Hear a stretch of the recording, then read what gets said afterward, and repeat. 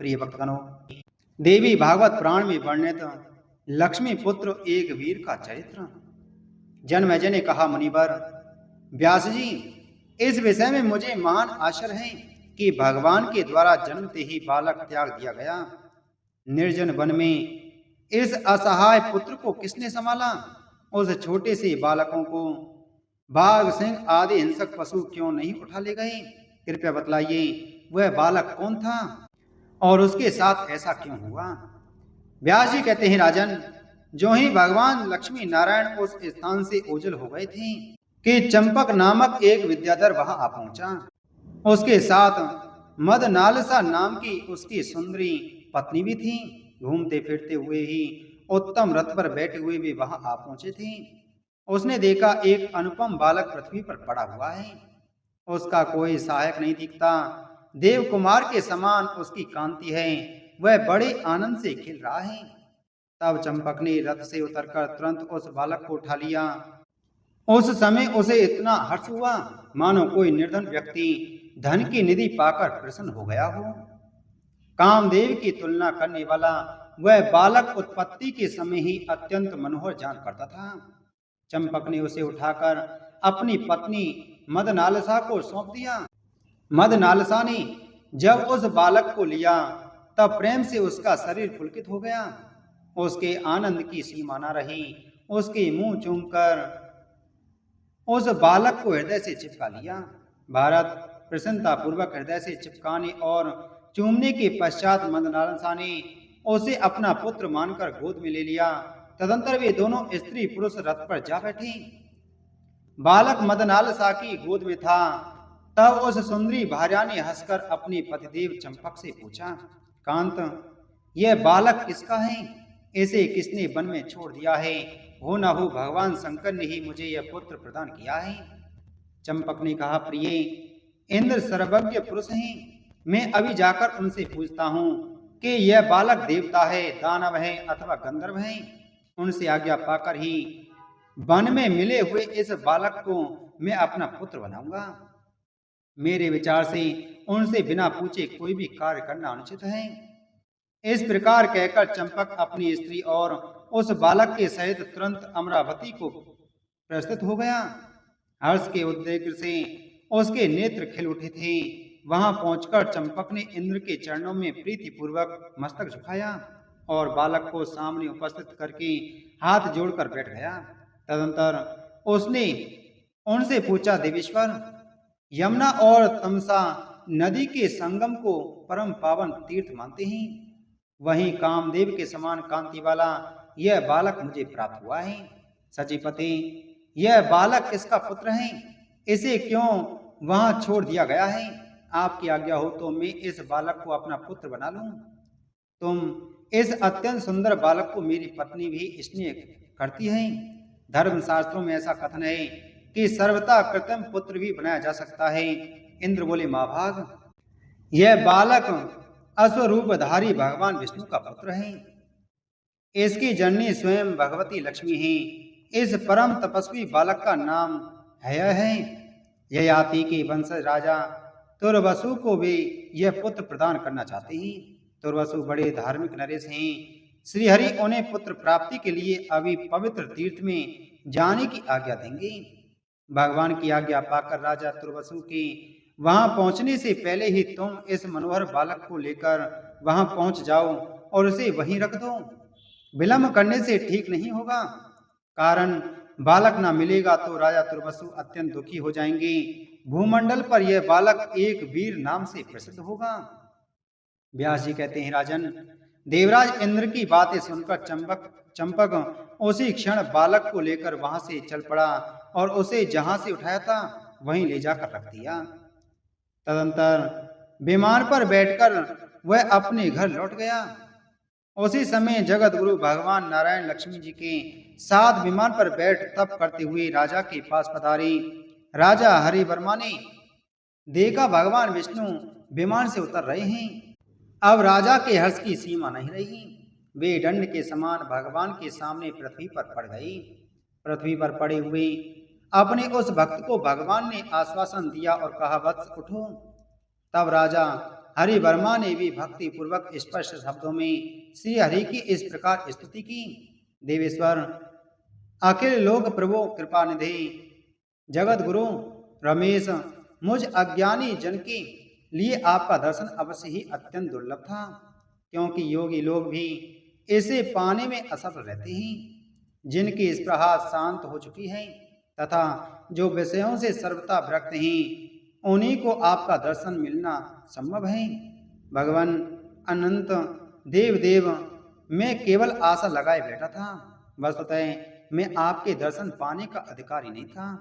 इस प्रकार राजा हरिवर्मा की स्तुति करने पर भगवान विष्णु ने अमृतमयी वाणी में उनसे कहा, राजन, मैं तुम्हारी तपस्या से परम संतुष्ट हूँ, तुम्हें अभिलषित वर दे रहा हूँ, इसे स्वीकार करो।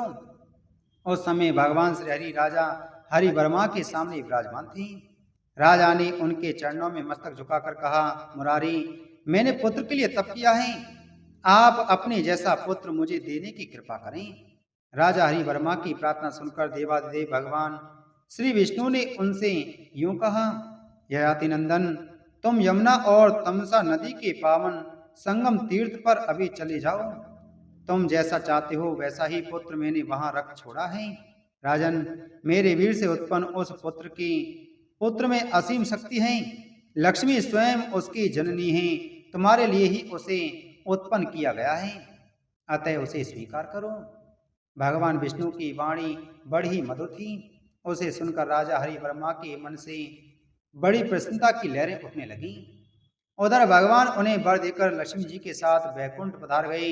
भगवान के चले जाने पर ययाति नंदन राजा हरिवर्मा एक अत्यंत सुदृश्य रथ पर सवार होकर प्रसन्नता पूर्वक वहां गए जहां वह बालक विराजमान था। भगवान के मुखारविंद से वे सब बातें सुन ही चुके थे। वहां जाने पर हरिवर्मा ने उस अत्यंत मनोहर बालक को देखा जो जमीन पर खेल रहा था तथा एक हाथ में पकड़कर पैर के अंगूठे को धीरे धीरे चूस रहा था। उसकी कामदेव के समान कांति थी। लक्ष्मी के उदर से प्रकट हुए वह बालक भगवान नारायण का अंश था। श्री हरि के तुल्य ही उसमें शक्ति भी थी। उसे देखकर हरिवर्मा के नेत्र कमल हर्ष से खिल उठे। प्रेम के समुद्र में गोता खाते हुए उन नरेश ने तुरंत उस बालक को अपने कर कमलों से उठा लिया। उन्होंने प्रसन्नता पूर्वक पुत्र का मस्तक सूंघा। उसे गोद में लेकर वे अत्यंत आनंदित हुए। उसके अत्यंत सुंदर मुख को देखते ही उनकी आंखों से प्रेमाश्रु गिरने लगे। राजा ने उस बालक से कहा, पुत्र, माता लक्ष्मी और भगवान विष्णु की कृपा प्रसाद से तुम मुझे प्राप्त हुए हो, क्योंकि नरक भोग के दुख से डरकर मैं तुम जैसे पुत्र के लिए कठिन तपस्या की है। तपस्या के 100 वर्ष पूरे होने पर लक्ष्मीकांत भगवान नारायण ने सांसारिक सुख भोगने के लिए तुमको पुत्र बनाकर मुझे सौंपा है। लक्ष्मी तुम्हारी जननी है, उन्होंने तुम्हें उत्पन्न करके मेरे लिए छोड़ दिया है। स्वयं भगवान विष्णु के साथ वे वैकुंठ पधार गई हैं। उस माता को धन्यवाद है जो तुम जैसे हंसमुख बालक को गोद में लेकर आनंद मनाएगी। पुत्र, तुम संसार सागर से पार करने के लिए नौका स्वरूप हो। भगवान नारायण तुम्हारे निर्माता हैं। इस प्रकार कहे राजा हरिवर्मा प्रसन्नता पूर्वक उस पुत्र को लेकर नगर के लिए प्रस्थान हुए। अभी राजा नगर के निकट पहुंचे थे कि यह समाचार पाकर उनका मंत्रिमंडल और प्रजावर्ग अगवानी के लिए तैयार हो गया।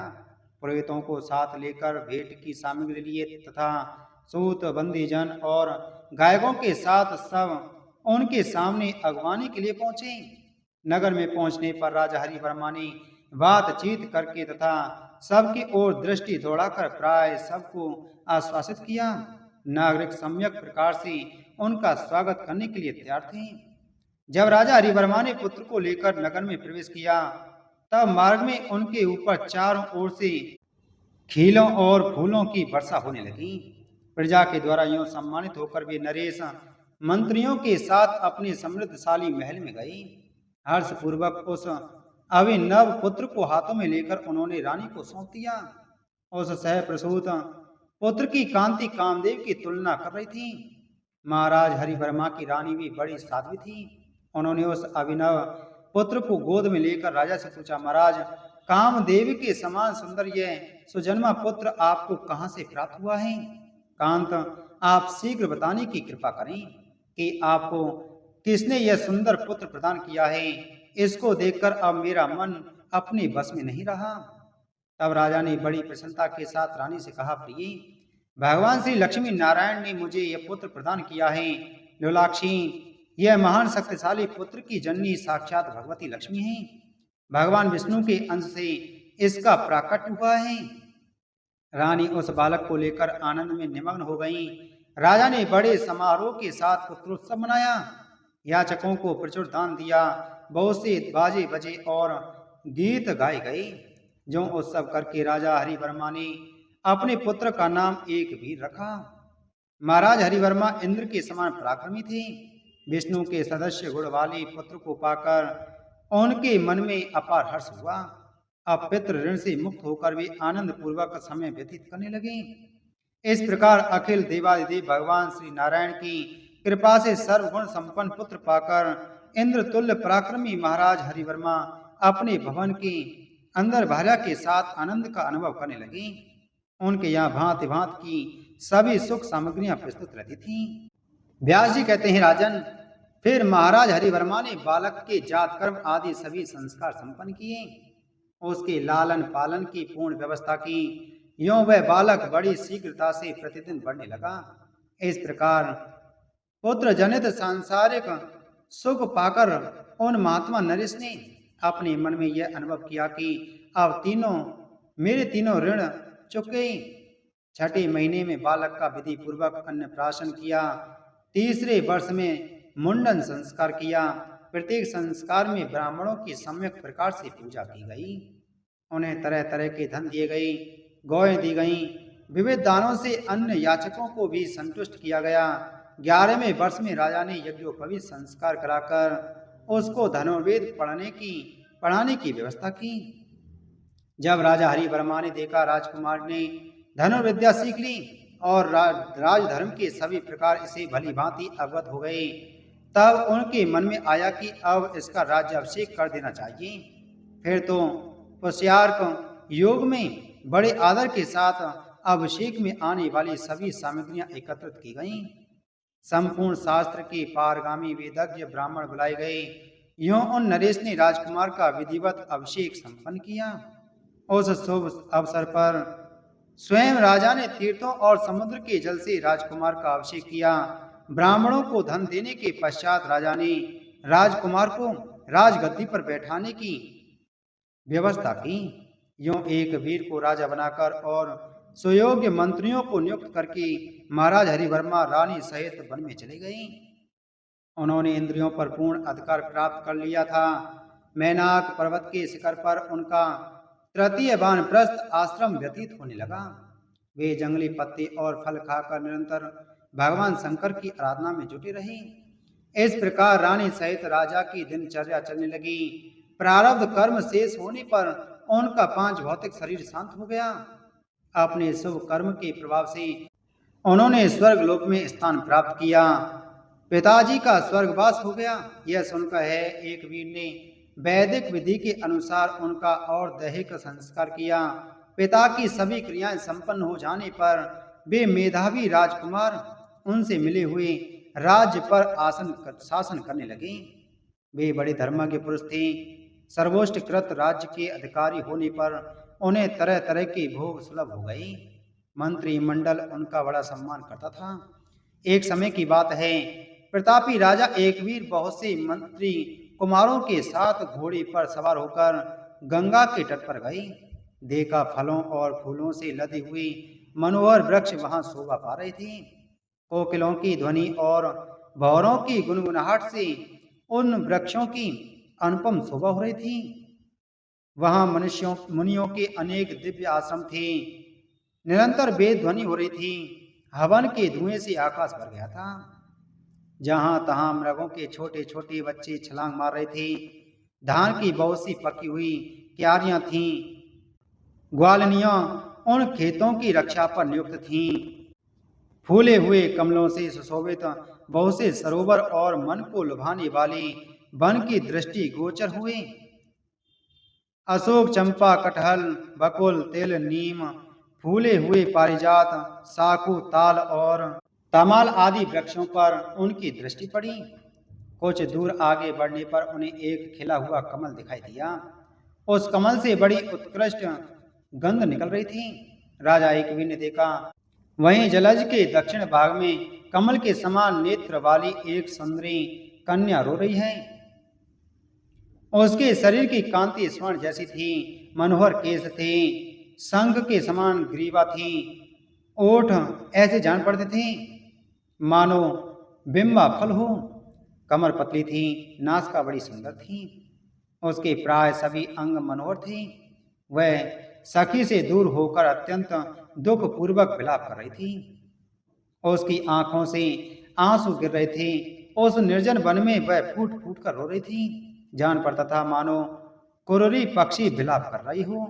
ऐसी स्थिति में बड़ी पड़ी हुई उस कन्या को देखकर राजा एकवीर ने उससे शोक का कारण पूछा। सुन से, तुम अपना परिचय दो, कौन हो? सुबानने, तुम्हारे पिता कौन ही? सुंदरी बताओ, तुम गंधर्व अथवा देवता की कन्या हो तो नहीं हो? तुम्हारे रोने का क्या कारण है? बाली, तुम कैसे अकेली खड़ी हो? पिकस्वरे, तुम्हें यहाँ किसने छोड़ रखा है? इस समय तुम्हारे पतिदेव अथवा पिता कहाँ चले गए हैं? आओ तुम मेरे सामने अपने दुख का कारण व्यक्त करने की कृपा करो। मैं सम्यक प्रकार से तुम्हारा दुख दूर करने के लिए तैयार हूं।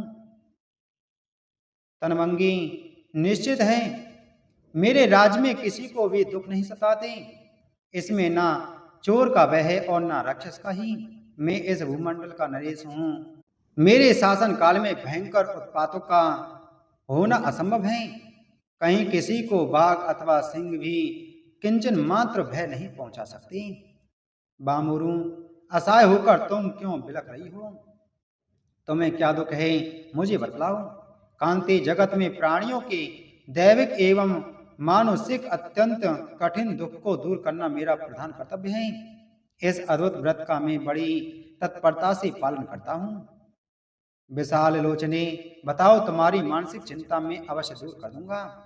इस प्रकार राजा एकवीर के कहने पर उनकी बात सुनकर उस मधुर भाषणी कन्या ने उनसे कहा, राजेंद्र सुनिए, मैं अपने सुख का कारण बता रही हूँ। राजन, विपत्ति ना हो तो प्राणी क्यों रोए? महाबली, मैं अपने रोने का कारण बता रही हूँ। आपके राज्य से अन्यत्र एक परम धार्मिक राजा रहते हैं। उनका नाम रैम्य है। उनकी स्त्री रुक्म रेखा नाम से प्रसिद्ध है। राजा को कोई संतान नहीं थी। रानी रुक्म रेखा बड़ी सुंदर, कार्य कुशल, पतिव्रता और संपूर्ण शुभ लक्षणों से संपन्न है। पुत्र के अभाव से दुखी होकर उन्होंने राजा रैम्य से कहा, स्वामिन, मेरे इस जीवन से क्या प्रयोजन है? इस व्यर्थ जीवन को धिक्कार है, क्योंकि संतानहीन बंध्या स्त्री जगत में कभी सुख नहीं पा सकती। इस प्रकार पत्नी से प्रेरणा पाकर राजा रैम्य उत्तम पुत्रेष्टि यज्ञ करने के लिए तत्पर हुए। उन्होंने यज्ञ के विशेषज्ञ ब्राह्मणों को बुलाया और विधि पूर्वक सब यज्ञ क्रियाएं संपन्न की। पुत्र की अभिलाषा से उन नरेश ने शास्त्रोक्त प्रकार से प्रचुर धन दान दिया। यज्ञ में निरंतर घी की आहुतियां दी जाती थीं। अग्निदेव बड़ी तेजी से प्रज्वलित हो रहे थे। तदनंतर यज्ञ अग्नि से एक सुंदरी कन्या निकल आई। वह सभी शुभ लक्षणों से पूर्णतया संपन्न थी। जब वह मनोहर कन्या अग्नि से प्रकट हो गई, तब होता ने उसे अपने पास बैठा लिया। तत्पश्चात उन्होंने उस सुंदरी कन्या को लेकर राजा रैम्य से कहा, राजन, इस पुत्री को लो। यह सभी उत्तम लक्षणों से संपन्न है। हवन करते समय अग्नि से इसकी उत्पत्ति हुई है। यह ऐसी जान पड़ती है मानो मणियों की एक लड़ी हो। जगत में यह कन्या एकावली नाम से प्रसिद्ध होगी। भूपाल पुत्र की तुलना करने वाली इस कन्या को पाकर तुम सुखी हो जाओगे। राजेंद्र, भगवान विष्णु ने तुम्हें यह कन्या प्रदान की है। इसे पाकर संतुष्ट होना तुम्हारे लिए श्रेयस्कर होगा। होता की बात सुनकर राजा रैम्य ने उस सुंदरी कन्या की ओर देखा और उन्होंने अत्यंत प्रसन्न होकर उसे गोद में ले लिया और उसे अपनी पत्नी रुक्म रेखा को सौंप दिया। देते समय उन्होंने कहा, सुभगे, तुम इस कन्या को पुत्री रूप में स्वीकार करो। मन को मुग्ध कर देने वाली उस कन्या की आंखें कमल के समान सुंदर थीं। उसे पाकर रानी रुक्मरेखा ने मन में बड़ा आनंद हुआ। वे ऐसी सुखी हुई मानो पुत्र ही उत्पन्न हो गया हो। जात कर्म आदि सभी शुभ एवं मांगलिक संस्कार विधि पूर्वक कराए गए। यज्ञांत में राजा ने ब्राह्मणों को अच्छी अच्छी वस्तुएं दक्षिणा में प्रदान की। तदंतर ब्राह्मण वहां से विदा हो गए। राजा रैम के हर्ष की सीमा न रही। पुत्र के सयाने होने पर जैसे प्रतिदिन माता को हर्ष होता है, रानी रुक्मिणिका भी वैसे ही आनंद का अनुभव करने लगी। उस समय पुत्रवती रानी के मन में हर्ष का पार न था। राजा के महल में ऐसा उत्सव मनाया गया जैसा पुत्र के जन्म में मनाया जाता है। पुत्री और पुत्र में किंचन मात्र भेद नहीं है। यह मानकर माता पिता उस कन्या को अत्यंत स्नेह की दृष्टि से देखने लगे। सुबुद्धि, मैं उन्हीं राजा रैम के मंत्री की कन्या हूँ। मेरा नाम यशोवती है। मैं और एकावली दोनों समान अवस्था की हूँ। महाराज रैम ने राजकुमारी के साथ खेलने के लिए मुझे नियुक्त कर रखा था। एकावली सदा मेरे साथ रहती थी। हम दोनों रात दिन प्रेम पूर्वक जहां तहां घूमा करती थीं। एकावली को जहां सुगंधित कमल दिखाई पड़ती, वह प्राय वहीं चली जाती थी। अन्यत्र कहीं भी उसे सुख नहीं मिलता था। एक समय की बात है, गंगा के तट पर बहुत दूर कमल खिले हुए थे। राजकुमारी सखियों सहित मेरे साथ घूमती हुई वहां चली गईं। तभी मैंने महाराज रैम से कहा, राजन, आपकी लाडली कन्या एकावली कमलों को देखती हुई बहुत दूर निर्जन वन में चली जाती है। इससे राजा रैम ने अपनी कन्या को दूर जाने के लिए मना कर दिया। साथ ही उन्होंने घर पर ही बहुत सी जलाशय तैयार करवा दिए और उनमें कमल लगवा दिए। कमल खिल गए, उन पर चारों ओर भौरे गूंजने लगे। इतने पर भी कमलों में आसक्ति होने के कारण राजकुमारी बाहर चली जाती थी। उस समय राजा रैम की आज्ञा से बहुत से रक्षक हाथों में शस्त्र लेकर उसके साथ जाया करते थे। मैं तथा दूसरी सखियां भी साथ रहती थीं। इस प्रकार वह सुंदरी राजकन्या मनोरंजन के लिए गंगा के तट पर निरंतर आती जाती रहती थी। इसी के साथ में आज की हमारी कथा संपूर्ण हुई। इसके आगे की कथा कल की कथा में श्रवण करेंगे। बोलो भगवती महामाया की जय।